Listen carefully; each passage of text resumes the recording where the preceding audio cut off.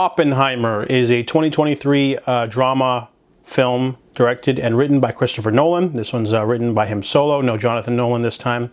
This one tells the sweeping story of J. Robert Oppenheimer, a physicist and creator of the atom bomb, which is, you know, the very devastating weapon used in World War II. So the movie follows three different timelines. There's and three different sections too. So it's a little bit of a mix. You know, the movie's 3 hours long, but it doesn't feel that long because of the way that the movie's told. You're starting off with like him before the atomic program, and then the middle section is the largest part of the film, which is the atomic program, and then the last 30 minutes is kind of like aftermath, like a few years after and things going on, and then interspiced in between all three sections are different timelines. So there's a timeline of the present day where Oppenheimer's being grilled for his opposition to the bombs after they've been made. You know, different bodies of government want to create more stockpile weapons, and he's against that, so they're trying to like railroad him. And then there's also the time before, and then there's the time during, and there's a few other, you know, there's a weird choppy likeness, but it basically has black and white for some of the timelines so you don't get confused, which I liked. But this movie is a nice representation of the evolution of Christopher Nolan. I thought this was just going to be like a long, boring drama film about him doing things like Oppenheimer. He's growing as a filmmaker. There is a scene in this movie that was very art house. It's not the only scene there. I think there's like two more sequences that are like that, but it was really great. It was really well utilized. I've only seen this done once before in a Korean film, a 2009 film called Wakji, or Thirst. It's like a scene where no, I don't want to give it away, so I'm not going to say anything about it, but it was really well utilized.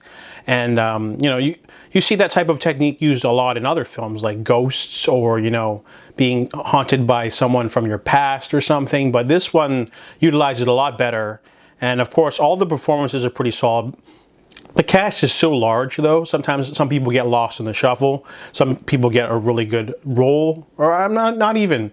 I guess what I'm saying is that there's some people in this movie that are really good with what little screen time they have, and some people get more and they don't do much with it. But that's, you know, up to the script, really. I mean, some characters are really like standouts, like Safdie is really great, and the guy from Numbers. But other people are just sort of there, and you sort of forget who they are. The movie doesn't really come alive in terms of electrifying plot-wise until Matt Damon's introduced. He plays Grove.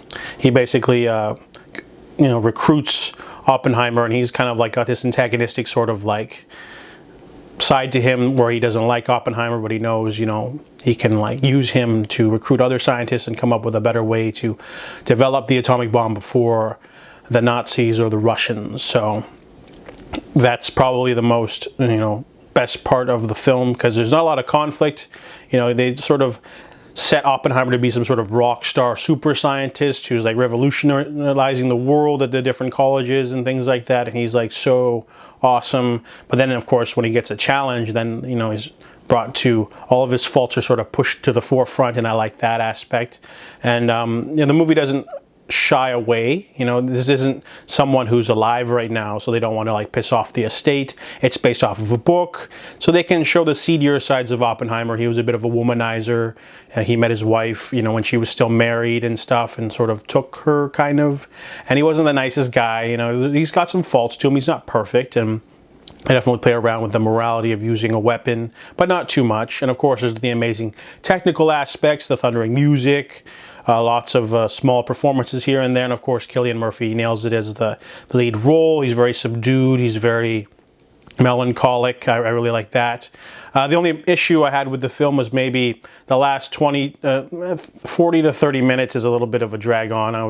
After the climax of the film, the movie kind of just keeps going, and you're kind of like, okay, you know, well, let's wrap it up now. And it sort of just keeps going on for a little bit. And that's the only gripe I had with the film. You know, Nolan's definitely learning, because, you know, Tenet had some problems, and, you know, he decided to reel it in a little bit, but also add some art house flair. So Oppenheimer is a very strong drama film, and I give it a 7.5 out of 10.